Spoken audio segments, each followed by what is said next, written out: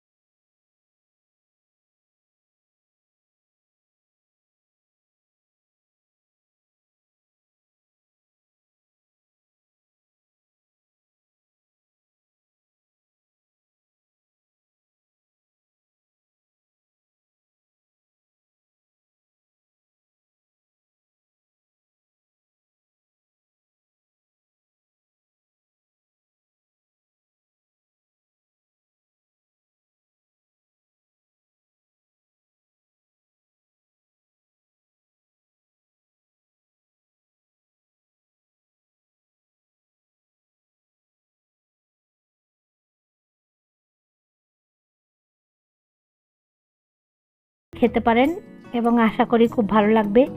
ভিডিওটা দেখে আপনাদের ভালো লাগলে সাবস্ক্রাইব করুন, লাইক করুন, শেয়ার করুন। নমস্কার।